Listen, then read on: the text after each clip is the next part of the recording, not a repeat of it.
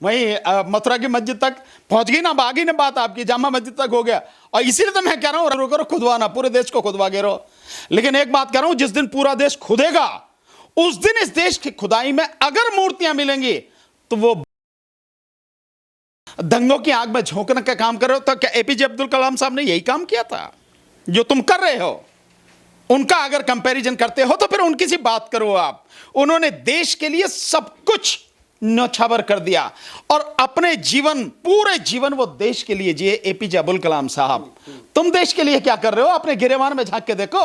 तुम तो लोगों को दंगे की आग में झोंकने की कोशिश कर रहे हो देश को, और लोगों को लड़ाने की। जितनी घृणा, जितनी नफरत बीजेपी ने फैलाई है इस देश में, अब इतनी कभी नहीं थी। सर, उनका ये कहना है कि ज्ञानवापी को लेकर के सभी जो है हिंदुओं की आस्था का जो है सम्मान करना चाहिए, जितने भी लोग हैं। तो मुस्लिमों की आस्था का कोई मतलब नहीं है।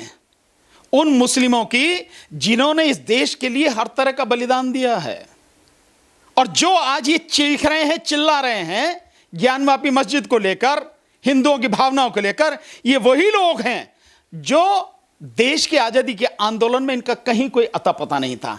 तब ये अंग्रेजों से भीख मांगते फिर रहे थे, उनसे माफी मांगते थे, उनकी जो है पेंशन पर जिंदा थे। ये वही लोग हैं ना। इन्हीं लोगों ने देश के खिलाफ में काम किया।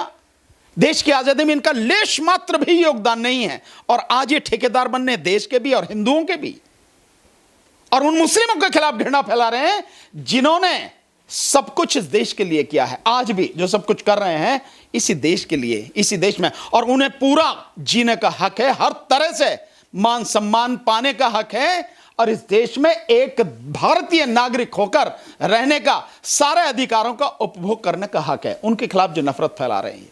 सर, जामा मस्जिद तक, ये जैसे कि आपने जिक्र किया, जामा मस्जिद पे भी इस बात की चर्चा की जा रही है।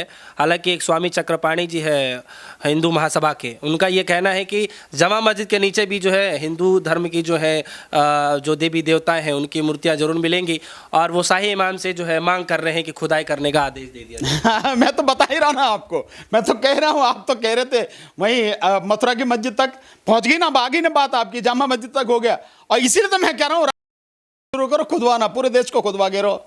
लेकिन एक बात कह रहा हूं, जिस दिन पूरा देश खुदेगा उस दिन इस देश की खुदाई में अगर मूर्तियां मिलेंगी तो वो बौद्ध अवशेष मिलेंगे, बुद्ध धर्म से जुड़े हुए ही अवशेष मिलेंगे, क्योंकि बौद्ध धर्म को ही नष्ट करके ये सारी चीजें जो अपने आप को हिंदुओं के ठेकेदार बनने हैं, ये उनको नष्ट करके ही बनाए गए हैं। तो इस देश में अगर आप देखेंगे, करवाओ ना पूरी खुदाई, मैं तो कह रहा हूं ना आपको, जब देखेंगे तो बौद्ध ही स्मारक मिलेंगे। चारों तरफ जिस तरफ भी खोदोगे वहां बौद्ध स्मारक मिलेंगे, और कुछ नहीं मिलेगा जमीन के नीचे जो भी कुछ है, क्योंकि ये देश पहले बौद्धमय देश था।